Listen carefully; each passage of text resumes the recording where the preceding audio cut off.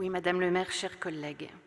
À la suite de nos collègues de l'opposition municipale Bernard Charles et François Quinger, vient mon tour de souligner à l'occasion de cette délibération relative aux subventions accordées aux opérateurs combien le succès populaire dont vous vous prévalez depuis de longues années ne révèle en réalité que d'une stratégie de communication spectaculaire nuisible au tissu culturel de notre ville. Préparant notre conseil, je relisais une délibération de la MEL en date du 11 octobre 2019 qui évoquait, je cite, « la vague d'effervescence citoyenne provoquée par la désignation de Lille comme capitale mondiale du design. Événement exceptionnel qui irriguera et animera l'ensemble de notre territoire tout au long de l'année 2020.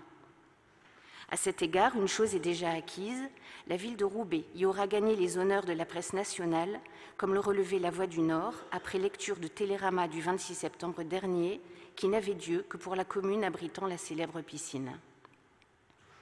Depuis la désignation définitive de Lille, en date du 14 octobre 2017, de nombreux projets ont été imaginés.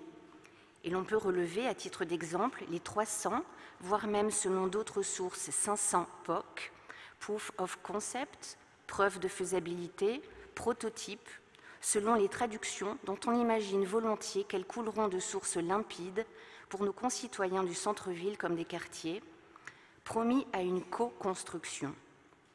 Co-construction toute relative ou effervescence citoyenne bien vague, tout laisse à penser que seuls 15 d'entre eux seront finalement réalisés.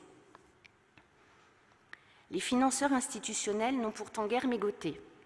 Le budget prévisionnel pour 2019 de l'association constituée pour l'événement s'étant élevé à 3 250 000 €, dont pas moins de 1 086 000 € destinés à former et accompagner les porteurs de POC. 72 400 € par porteur donc, ce qui laisse admiratif, alors que dans le même temps, la recherche de sponsors semble avoir été bien timide. N'avions-nous donc rien de bien substantiel à leur vendre?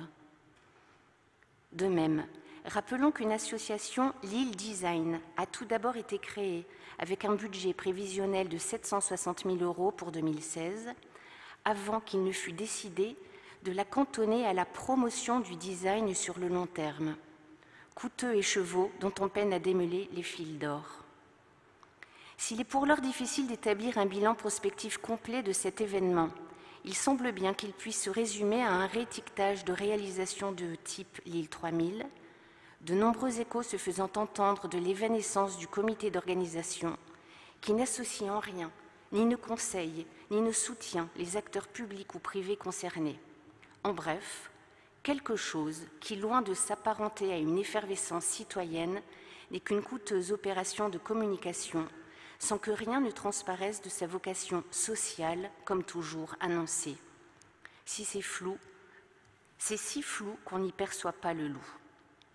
Dans le même temps, que sont devenus le biplan de Oisem, fermé en mars 2019, le festival de l'entorse, supprimé pendant l'été 2017, la Nasdaq et son Festival, disparu en octobre 2018.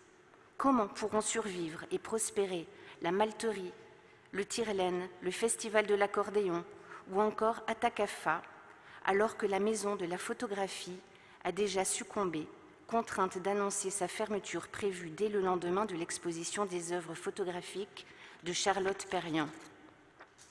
Ce ne sera pas faute pour l'opposition municipale d'avoir essuyé les moqueries de votre majorité à chaque alerte lancée quant à l'étouffement progressif mais organisé de la liberté de création des bénévoles et de nos quartiers.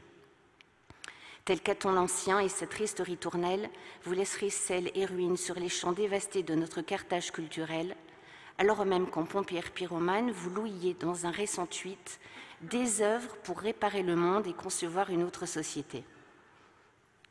Soucieux de comparer le chatoyant de l'emballage à la pauvreté du contenu, pouvons-nous espérer recevoir l'année prochaine un bilan sérieux de ces onéreuses manifestations, pour la plupart élitistes, et le comparer ainsi avec celui sévère que la Chambre régionale des comptes avait dressé de Lille 3000. Dans le même esprit, afin d'être en mesure d'apprécier véritablement les choix politiques qui sont ceux de votre majorité, nous aimerions être destinataires, non pas uniquement de la liste des subventions accordées aux acteurs culturels de notre ville, au terme de la présente délibération, mais également de celles demandées et qui leur ont été refusées. Je vous remercie.